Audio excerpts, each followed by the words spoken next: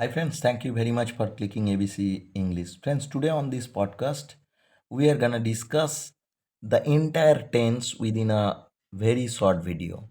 Friends, here you can see tense at a glance.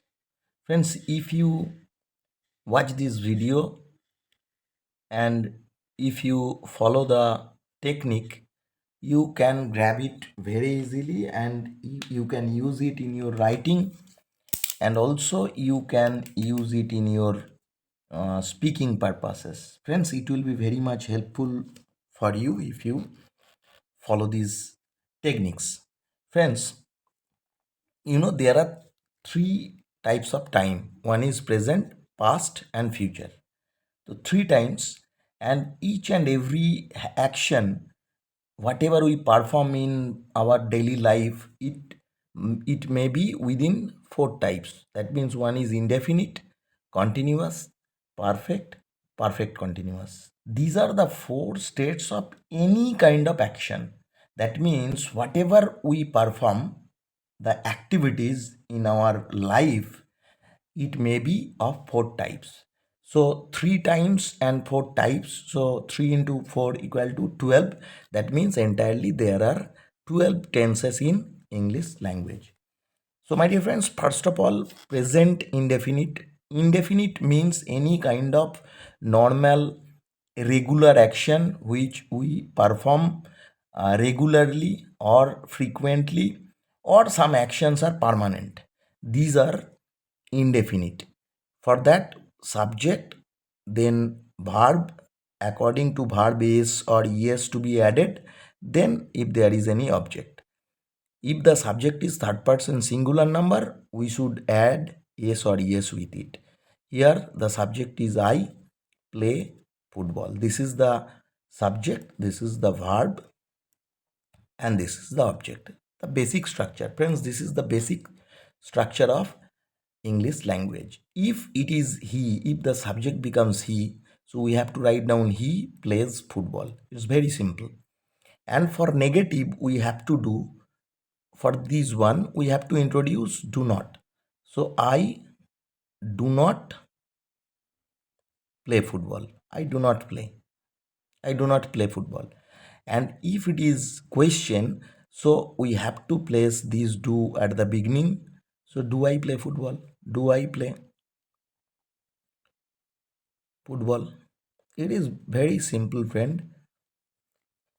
Next, continuous. Continuous, for that the structure is subject, then am is are. According to the subject, we have to use am is are, then verb with ing, then object. Just like this one, I am playing football. The action is ongoing. Friends, for negative, we have to use not with am. That means I am not playing football. For interrogative, we have to place this auxiliary verb am at the beginning, then the subject, then rest of the word. Am I playing football? After that there will be question mark. Friends, in perfect tense, the subject, first subject, then have or has, then V3, past participle form of verb. After that, if there is any object or complement, we have to place it. Friends, here subject is I, have is plural verb, this is auxiliary verb here, and I is treated as plural, just like you have, I have, they have. And after that, this is the past participle form of verb. That means V3. I have played football. Friends, in case of negative, we have to use not with this have. This is auxiliary verb. Always we should use not with the auxiliary verb. So the negative will be I have not played football. And in case of interrogative, the have will be, this term have will be placed earlier. So have I played? This is the structure. Have I played football? After that question mark, this will be perfect tense. And in case of perfect continuous, first subject, then have or has, then been, then verb with ing, then object. After that, there will be a time. Friends, there will be a time phrase. Here you can see I have been playing maybe football or whatever the object may be for 2 hours. Friends, you can see there is a time phrase. As it is period of time, that's why you have written for, and for point of time we should write down since. Just like this one, I have been playing football since afternoon. That means afternoon is a point of time, that's why we have to use since. So here it is point of time, period of time, that's why we have used for. Friends, this is all about present tense. Next, past. And past tense, past indefinite, first of all, there will be subject, then V2, past form of verb, then object. Very simple structure. I is the subject, played V2, verb, past form of verb, played, and football is the object. So I played football. Friends, in case of negative, we have to introduce did not. I did not then play. I did not play football. And for interrogative, we have to use did I play? Then football, object, whatever the complement may be.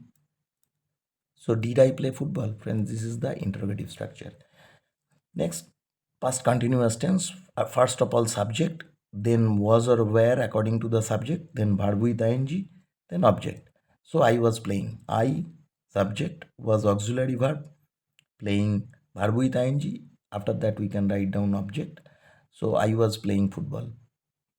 And in case of negative, we have to add not with this was. So I was not playing football. And in case of interrogative, was should be placed earlier. Was I playing? Was I playing football? That will be the interrogative structure. Friends, in case of perfect tense, past perfect, this is very much vital. Friends, first of all, subject, then had, then V3, then object. After that, there may be a time clause. Time clause, my dear friends, it may be any time or it may be any action, and the entire action represent a time, just like this one. So I had played football or whatever the object may be. So I had played before they played. Before they played. Friends, before is a subordinating conjunction and it shows the time. If you ask when, the answer will be this part. So actually, friends, there are two actions. Two actions are there. This is our present time, and two actions are past actions. The This is our past. This is past action, and this is past of past. It is perfect. The structure of perfect is had plus V3, and structure of past is subject plus V2. My dear friends, this is the first action. That is why it will be according to past perfect structure. Just like this one, I had played. After that, there will be a subordinating conjunction of time, just like before, after. This type of conjunctions will be placed there, and then the second action, and it will be past indefinite tense. It will be past indefinite tense. My dear friends, it's very simple.